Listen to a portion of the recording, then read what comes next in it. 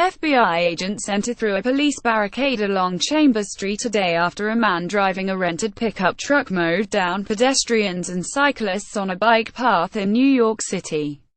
Shannon Stapleton. Reuters. Of all the divides among Americans that surfaced during the 2016 election, one of the most polarizing was the urban-rural divide. In an effort to connect with voters in rural, predominantly white, conservative counties, President Trump and his surrogates often spoke of inner cities in uncharitable ways that played into stereotypes. Many Americans in these major cities resented the depiction of them as primarily places of criminal activity and blight that don't contribute to the fabric of America. The majority of those living in major cities, especially on the coasts, overwhelmingly voted for Hillary Clinton. This tension resurfaced in the moments after the largest terrorist attack in New York City since the September 11, 2001, attacks, as some conservatives began to send their thoughts and prayers to people in New York City, despite spending much of the campaign and the following months criticizing them. And some used the opportunity to focus on Muslims and immigration policy. But many New Yorkers weren't having it. If you dislike New York and New Yorkers accept when something bad happens that could serve a narrative you peddle, kindly F off forever, tweeted Amos Posner, a writer and director. The same Republicans who criticize New York as a city of coastal elitist and extreme left liberals, now want to offer their thoughts and prayers. As someone who lives in the New York area, we don't want their thoughts and prayers, said attorney Michael Starr Hopkins, an alum of the Obama and Clinton campaign.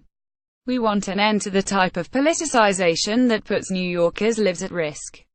We want an end to the irresponsible rhetoric that makes it easier for these murderers to self-radicalize. Others, like Patrick Blanchfield, a faculty member at the Brooklyn Institute for Social Research, bemoaned the generalizations some conservatives make about Americans in cities while supporting Republican leaders who hold the same coastal elite values. Various GOP luminaries will bash New York values only to promptly travel to the Waldorf or Wall Street to fundraise, or how the same talking heads who condemn the city and coast elites more generally frequently are New Yorkers themselves and Ivy League grads at that, Blanchfield told The Fix. And Dorian Warren, a New York City-based activist focused on issues impacting low-income communities, said the latest response is consistent with how many conservatives respond when a tragedy impacts the major city. But he told The Fix that's not how many New Yorkers respond. There is also the disconnect in terms of the real dangers those of us in big cities deal with every day, Warren said.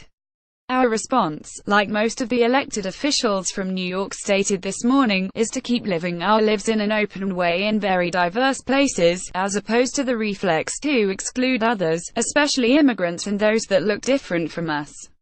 The moments following terrorist attacks are opportunities for the country to unify, but that is increasingly harder for many to do when so much time is otherwise spent being divisive. Despite not winning a lot of support from city centers, Trump's team often reminds critics that he is the president of all of the United States. Some in more liberal, urban centers want the rest of the country to know that they too are valuable citizens of this country, and not just when it works to further their political agendas.